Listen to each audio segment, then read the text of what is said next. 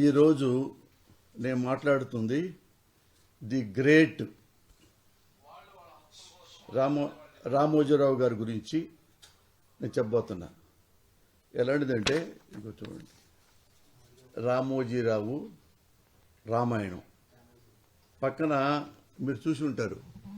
వాళ్ళ అబ్బాయి ఏమన్నాడంటే, రామోజీరావుని వాళ్ళ అబ్బాయి ఏమన్నాడంటే, రామోజీరావు కొడుకుగా పుట్టడం నాకు శాపం. చూడండి, మీరు ఒకసారి చూస్తే అది క్లియర్గా జనానికి కూడా చెప్పాలి. అంటే రామోజీరావు కొడుకు సుమన్ ఏమన్నా అంటే, రామోజీరావు అనేవాడు నా తండ్రి అవ్వటం నా కర్మ, అలాంటి వాడికి నేను కొడుకుగా పుట్టడం నేను చేసుకున్న శాపం. ఎలాంటి వాడు రామోజీరావు అని మనకు చెప్తా.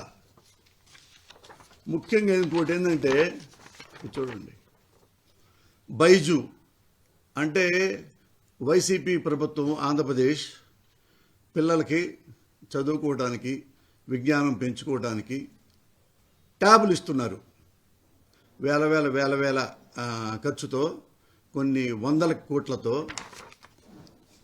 ఇస్తే ఈ రామోజీరావు దీన్ని ఏం చేశాడంటే, జగన్ బర్త్డే బహుమతి, చెడగొడుతోంది మతి, బాగా ప్రాస్ రాశాడు ఇతనుడు జర్నలిస్టు, గాడి తప్పుతున్న బైజూస్ ట్యూబ్ చదువులు, ఇతర వీడియోలు, ఆన్లైన్ గెలుపుకు అలవాటు పడ్డారంట. తల్లిదండ్రులు బాధపడుతున్నారంట. అంటే ఈనాడు చెప్పిన ప్రకారం ఏంటంటే, ఈ చదువుకోవడానికి పేద పిల్లలకి అవి ఇస్తే అవి చదువుకోకుండా అందులో ఏమన్నా బ్యాడ్ బూతులు, ఇట్లాంటి ఫోరన్ వీడియోలు ఉంటాయి చూడు, అవి చూసుకుంటున్నారని చెప్పేసి ఈనాడు రాశారు. ఏ పిల్లోడు ఏ స్కూల్లో ఏ ఇంట్లో ఓపెన్ చేసి ఆ ట్యాబు బూతులు చూస్తున్నాడు, చూడకూడనివి చూస్తున్నాడు. ఎవరు చూసి ఉంటారు? చూస్తే రామోజీరావు చూసి ఉండాలి, లేదా వాడి కొడుకు చూసి ఉండాలి, లేకపోతే వాళ్ళ దగ్గర ఉన్న ఒక జర్నలిస్ట్ చూసి ఉండాలి. గోడ దూకి దొంగచాటుగా ఎవరున్నా ఇట్లా చూసేవాళ్ళు తలుపులు వేసుకుని చూస్తారుగా. అయినా కానీ ఈగలో ఈగగా, దోమలో దోమగా, తొక్కలో తొక్కగా ఆ గదిలో దూరి చూస్తే ఆ ట్యాబుల్లో పచ్చి బూతులు ఉన్నట్టు ఉంటే అప్పుడు ఈ పేపర్లో రాయాలి. దాంతోపాటు విట్నెస్ కూడా పెట్టాలి, సాక్ష్యం కూడా పెట్టాలి. నేను రామోజీరావు గారిని ఎందుకు పరిశీలిస్తున్నానంటే, మీరు చాలామంది అనుకుంటారు, అయ్యో రామోజీరావు గారు చాలా పెద్దోడు, రామోజీరావు గారు లవ్ ఫుట్ ఏంటి, రామోజీరావు గారు రాజకీయ బ్రోకర్ ఏంటి, వాడేంటి, ఆ సన్నాసి అంటాడేంటి పోస్తా అని అంటారు కదా. అతను నా మంచి క్లోజ్ ఫ్రెండు, డీటెయిల్గా చెప్తాను మీకు. ఉన్నప్పుడు ఇవి సాక్ష్యం కావాలి కదా, సాక్ష్యం లేదు. అప్పుడు ఏం చేయాలి? ఇప్పుడు ఈ ట్యాబులన్నీ తీసేసేయాలన్నమాట, లేదా స్కూళ్ళు మొత్తం మూసేసేయాలి. ఆ పిల్లలు పాడైపోతున్నారు కాబట్టి స్కూళ్ళు మానేయాలి, అంతే కదా. ఒరే రామోజీరావు సన్నాసి, అసెంబ్లీలో ఒక ఎమ్మెల్యే కూర్చొని స్పీకర్ గారు మాట్లాడుతుంటే సెల్ ఫోన్ పెట్టుకొని పూర్ణ వీడియో చూస్తున్నాడు. అది మీ జర్నలిస్టులు అందరికీ తెలుసు. అది ఏ రాష్ట్రమో చెప్పక్కర్లా. ఒక అసెంబ్లీలో ఒక ఎమ్మెల్యే కూర్చున్నాడు, మిగతా వాళ్ళు వేరే మాట్లాడుకున్నారు ప్రజా సమస్యలు, ఇతను సెల్ ఫోన్లో పెట్టుకొని అమ్మాయిలను చూస్తూ ఉన్నాడు. ఇది తప్పు. ఇప్పుడు ఏం చేయాలి? దాన్ని అతను సెల్ ఫోన్ మొత్తం క్యాన్సిల్ చేయాలా? ఎమ్మెల్యేలు మొత్తం క్యాన్సిల్ చేయాలా? అసెంబ్లీని రద్దు చేయాలా జీవితాంతం? సన్నాసి ఆన్సర్ చెప్పరా? నిజంగా ఏవైతే ట్యూబులు ఇచ్చారో ట్యాబ్లు చూడటానికి, దానికి లాక్ ఉంటుంది. వాళ్ళు ఎవరు నొక్కినా కానీ అందులో వేరే ఛానల్స్ ఏం రావు. ఇన్ కేస్ వచ్చింది అనుకోండి, మీరు దాన్ని తప్పుదిద్దుతారు. అంతేగాని పేపర్లో ఫ్రంట్ పేజీ మొత్తం వేసేసి పిల్లలంతా నాశనం అయిపోతున్నారు, వాళ్ళ అమ్మా నాన్న తెగ బాధపడిపోతున్నారు అని ఎట్టా రాస్తావరా బుద్ధి లేనోడా? అసెంబ్లీలో మరి ఎమ్మెల్యే ఉన్నాడు, ఎమ్మెల్యే మొత్తం రద్దు చేయాలి కదా. అసలు వాళ్ళకి సెల్ ఫోనే ఇవ్వకూడదు కదా. మరి ఆ మాత్రం బుద్ధి నీకు లేదా? నేను ఒకటి చెప్తా, మీ జర్నలిస్ట్ చాలామంది తెలియదు. రామోజీరావు నాకు ఎంత ఫ్రెండో. నేను 1984లో హైదరాబాద్లో మార్గదర్శి బ్రాంచ్, సికింద్రాబాద్ బ్రాంచ్లో నేను అసిస్టెంట్ మేనేజర్ని. కొత్తగా చేరా, ఫ్రెష్గా వస్తే ఏమనుకుంటావు, మనం చాలా నిజాయితీగా ఉండాలి, పర్ఫెక్ట్గా ఉండాలి. పర్ఫెక్ట్గా ఉంటే తొందరగా మేనేజర్ అయిపోతాను. ఇన్ని కళలు నాకు ఉండేవి. ఈ లంగా పనులు చేయటం నాకు ఇష్టం లేదు.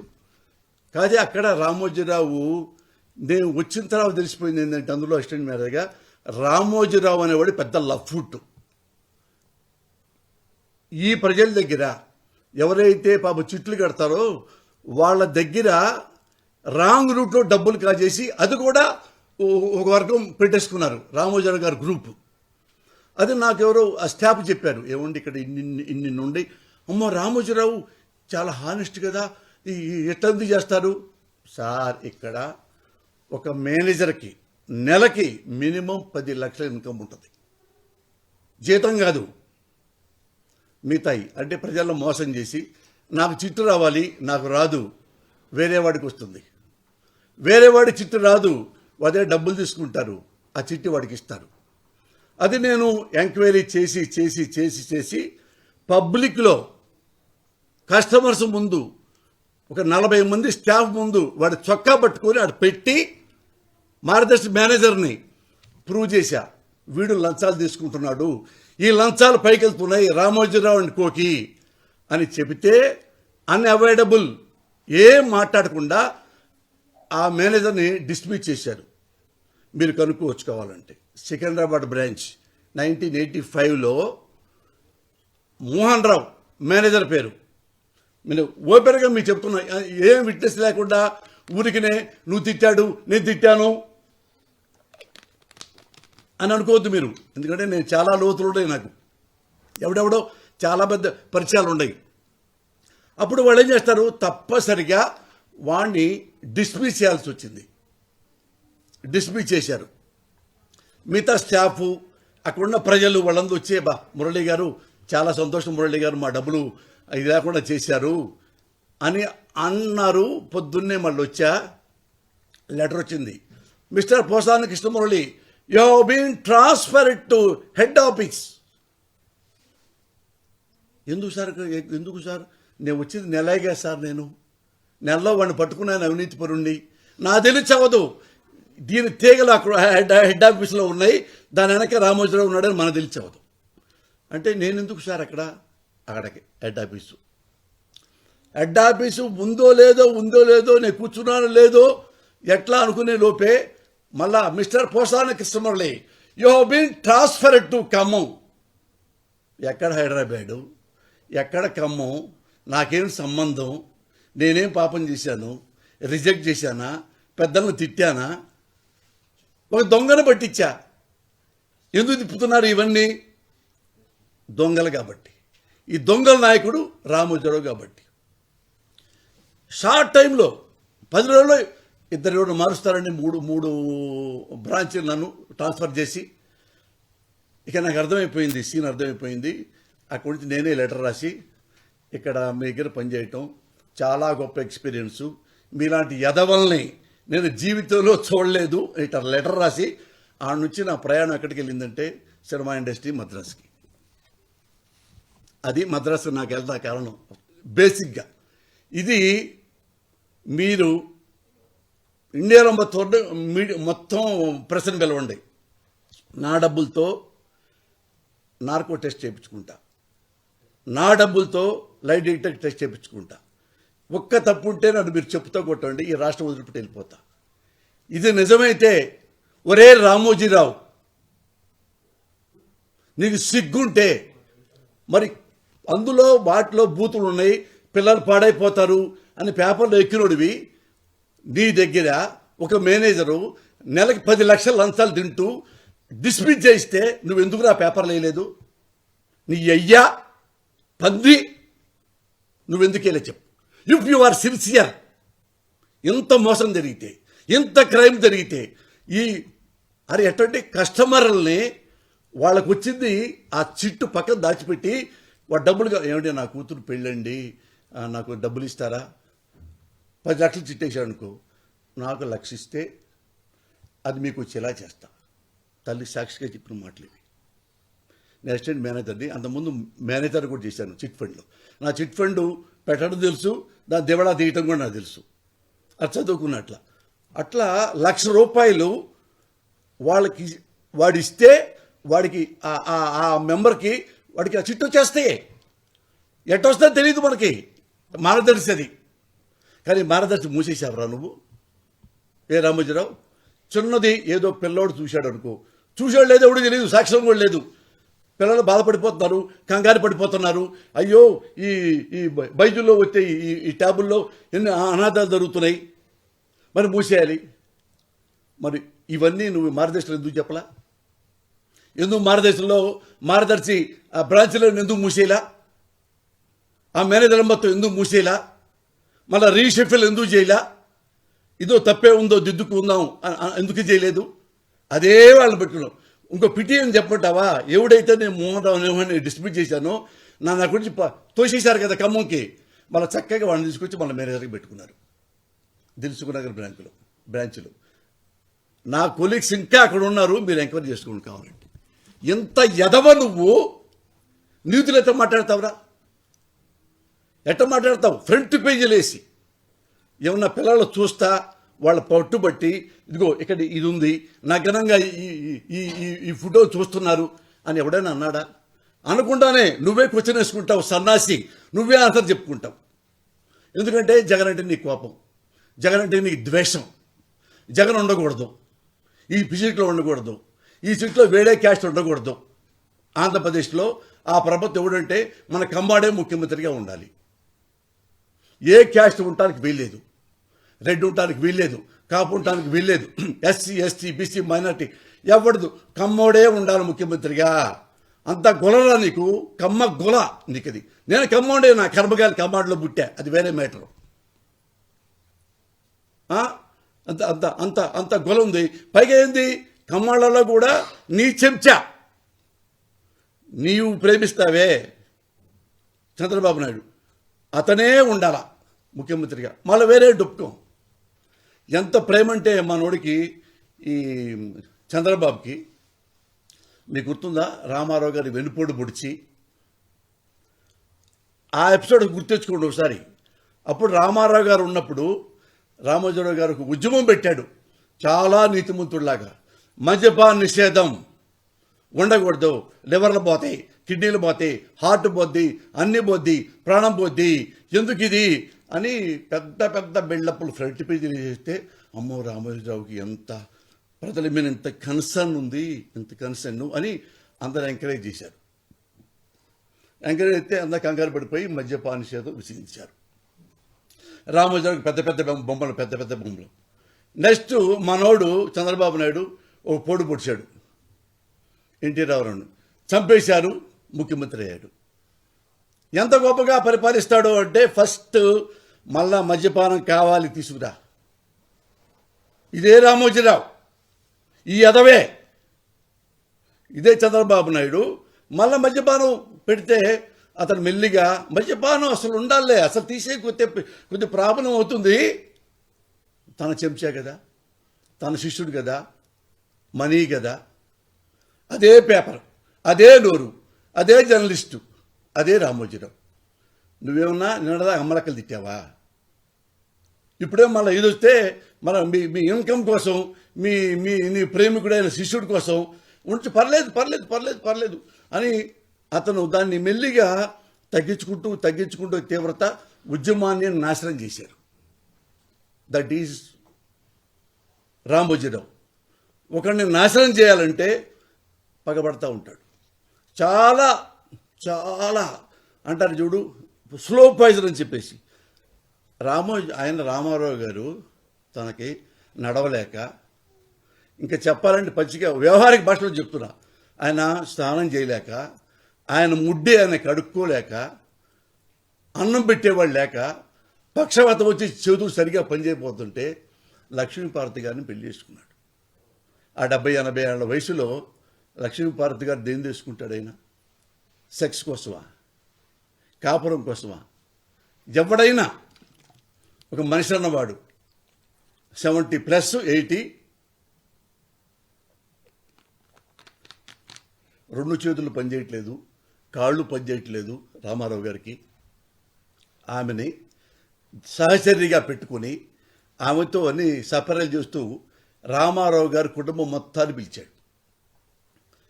కొడుకుల్ని, కోడళ్ళని, అల్లుళ్ళని, కూతుళ్ళు పిలిచి, బాబు నాకున్న ఆస్తులు మొత్తం మీకు ఇచ్చేసా, నాకంటూ కాస్తి కూడా లేదు. ఈమెను ఎందుకు తీసుకున్నానంటే నాకు 24 గంటలు ఒక మనిషి కావాలి.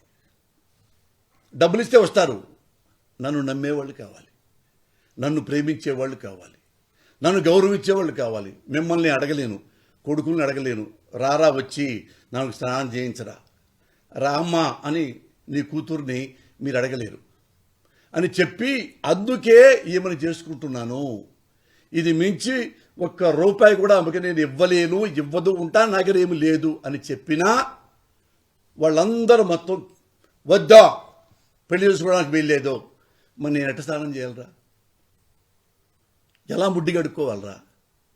ఎలా నా కాళ్ళు నొక్కుతారా? ఎలా నాకు మందులు ఇస్తారా? కళ్ళు కూడా కనపట్టలేదు, అయినా పర్లేదు ఆ ఉంటాకి వీల్లేదు. భయం, ఎందుకంటే మళ్ళీ పార్టీ వచ్చిందనుకో ఈమెకి ప్రయారిటీ వస్తేమో, చంద్రబాబుకి మన చిల్లుపడిపోయిద్దేమో. చంద్రబాబు అంటే డ్రామా ఈ మొత్తం. అయినా ఈ అమ్మ ఇంత బాగా చేస్తున్నా కానీ అక్కడి నుంచి ఇక రామోజీరావు పెట్టిన అసలు కోతలంటే సార్, ఏ ఆడదానికి కూడా యాక్చువల్గా లక్ష్మీపార్వతి గారు ఈ పాటికి ఆత్మహత్య చేసుకోవాలి. బాగా చదువుకున్న ఆడకూతురు కాబట్టి చేసుకోలేదు సంస్కారంతో. ఎవ్రీడే చూసుకోండి మీరు, ఆమె బొమ్మ వేరు రోజులేదు. ఇంత కార్టూన్ వేయటం, ఈయన ఇక బండిలో ఉంటే రామారావు గారు మోసుకుపోవటం, రామారావు గారు ఆమెకు సపర్లు చేయటం, రామారావు నువ్వు ఇట్లా ఏంటి అంటే లక్ష్మీపార్వతి ఆదేశించటం. కొన్ని వేలన్న లక్ష్మీపార్వతి గారి మీద ఆ అమ్మాయి జీవితాన్ని, ఎన్టీ రామారావు జీవితాన్ని నాశనం చేశాడు. ఎవడు? ఈ రామోజీరావు అనే పంది. ఎందుకు నేను పందితో పోస్తున్నంటే పందికే మంచి చెడు తెలియదు. ఈయన తెలిసిన పంది. ఒక ఆడకూతుర్ని, రామారావుని జీవితాన్ని నాశనం చేశాడంటే వాడికి ఏంటి సంబంధం? ఒక జర్నలిస్ట్ అనేవాడు వాడి కర్తవ్యం ఏంటి? ఒక జర్నలిస్ట్ అనేవాడు, ఒక మీడియా అనేది ఏ ప్రభుత్వానికైనా శాశ్వత ప్రతిపక్షంగా ఉండాలి, ప్రజలకి మిత్రపక్షంగా ఉండాలి. రామోజీరావు ప్రజలకు మిక్షపత్రంగా ఉంటాడా? మిక్షపత్రంగా. ఎవరు? ప్రతిపక్షానికి మిత్రపక్షంగా ఉంటాడు. ఈ చంద్రబాబుకి మిత్రుడిగా ఉంటాడు. ఇంత సన్నాసి పనులు చేసి రామారావు జీవితాన్ని నాశనం చేశారు. ఇది ప్రపంచానికి మళ్ళీ తెలుసు. ఎందుకు చెప్తానంటే మళ్ళీ ఇప్పుడు ఎలాగైతే రామారావును చంపడానికి కారణమయ్యాడో, ఎలాగైతే వాళ్ళ జీవితం నాశనం చేశాడో, ఇప్పుడు సేమ్ ఆంధ్రప్రదేశ్లో ముఖ్యమంత్రి జగన్మోహన్ రెడ్డిని వాడు ఉండటానికి వీల్లేదు, వాడు ముఖ్యమంత్రిగా ఉండటానికి వీల్లేదు. నేను అదే ఒకటాడు మిమ్మల్ని అడుగుతున్నా.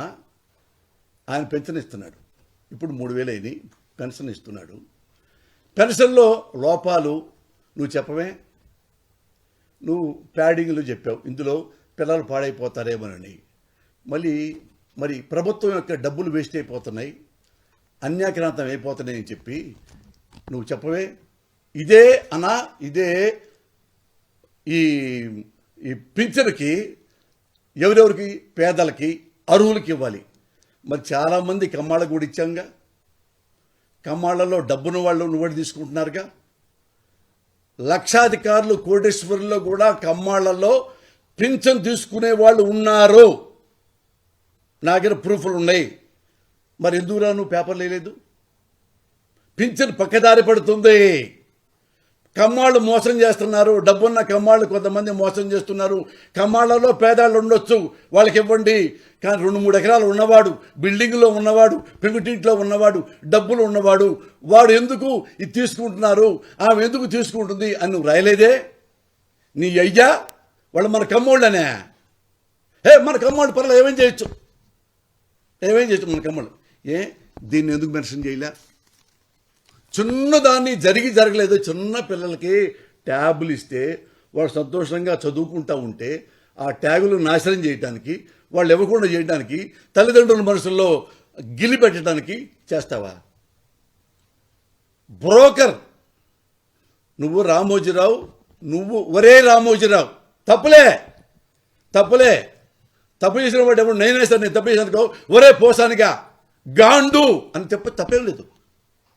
నువ్వు వెదవి, నువ్వు గాడివి, నువ్వు బ్రోకర్వి.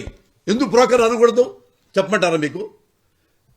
చిరంజీవి గారు పార్టీ పెట్టుకున్నాడు, అరవింద్ గారు పక్కనే ఉన్నారు.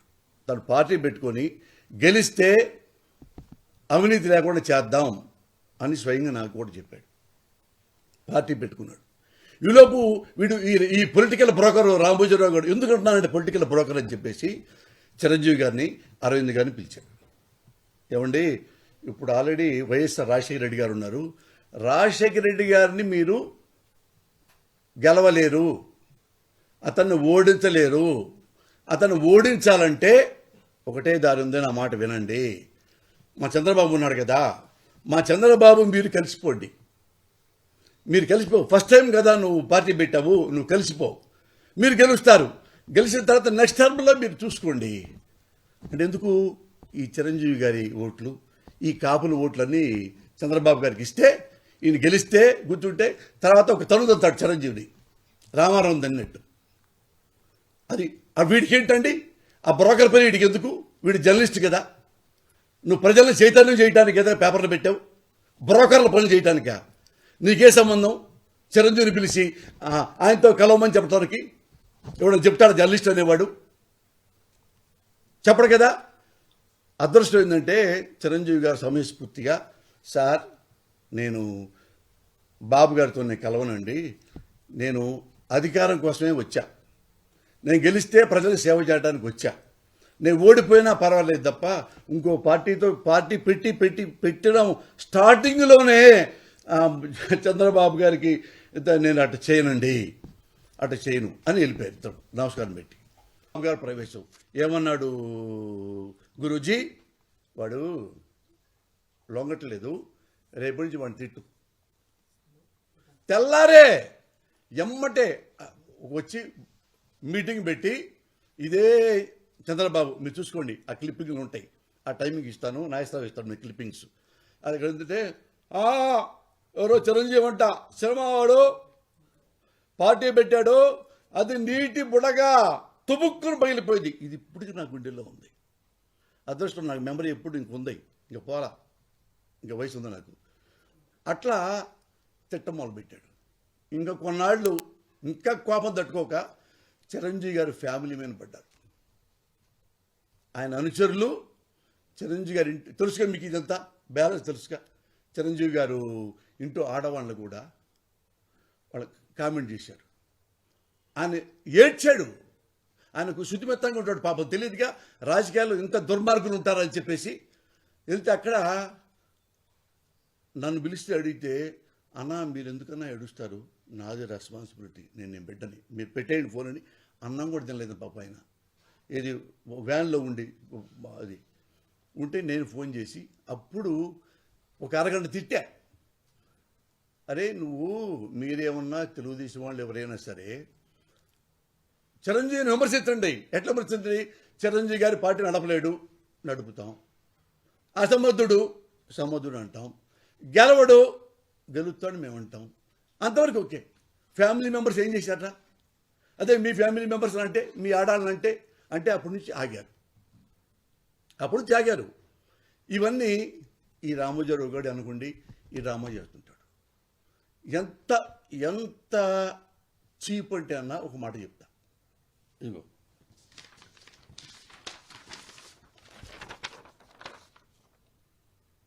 రామోజీరావు అనేవాడి గురించి నేను తిట్లా. చూడండి కింద చూసింది.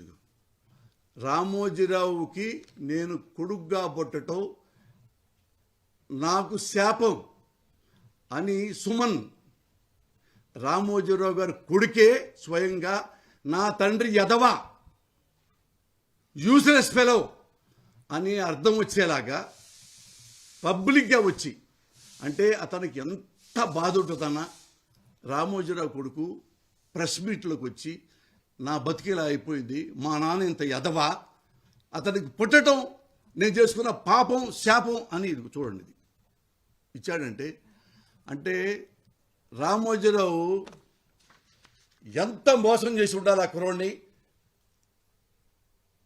ఏంటో చెప్పమంటారా? రామోజీరావు ఎలాంటి వాడు అంటే, నేను పబ్లిక్లో నేను వింటున్నా ఏంటంటే, రామోజీరావు గారి కొడుకు పెళ్ళయిన తర్వాత, ఈ సుమన్ పెళ్ళైన తర్వాత అక్కడి నుంచి 1 year తర్వాత 1 month తర్వాత రామోజీరావు గారు వయాగ్రా వాడటం మొదలుపెట్టాడంట. ఎందుకో నాకు తెలియదు. నాకు వాళ్ళు చెప్పారు, ఈ అబ్బాయి చెప్పాడు ఏడుస్తా. ఏమంటారు చెప్పండి మీరు రామోజీరావు గారి గురించి? ఎందుకు ఇతనికి వయాగ్రా అది నాకు తెలియట్లా. ఎందుకు వాడుతున్నాడో వాడతలేదు నేను ఎప్పుడు చూడలా. నాకు చెప్పారు, మీకు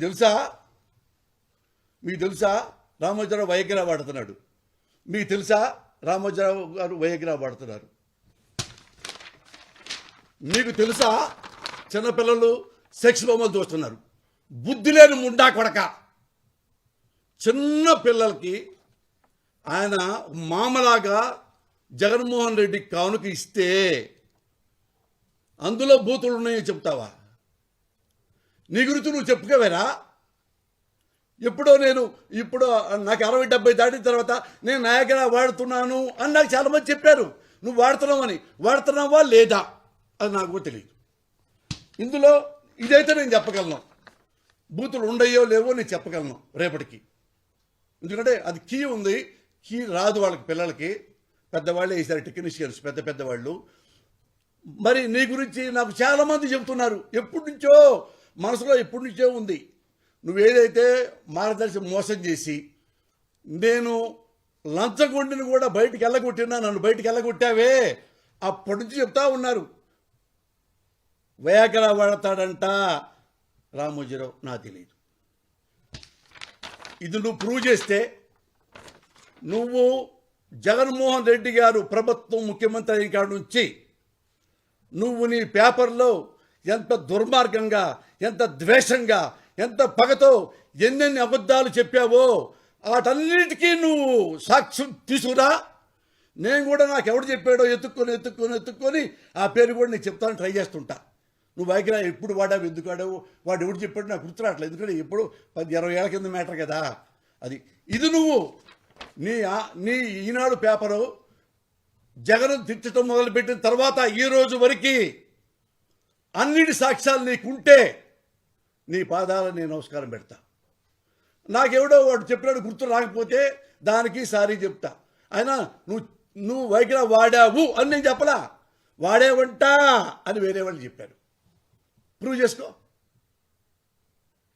ఇవన్నీ సాక్ష్యాలు చెప్పు. సిగ్గుపడరా?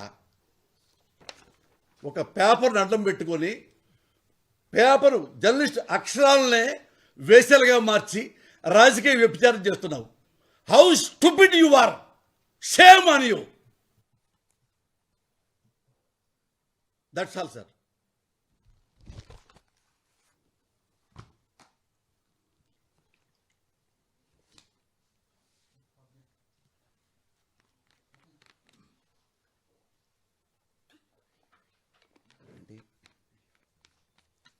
వీడియో నాది ఇవ్వు, అన్న చూస్తారు మళ్ళా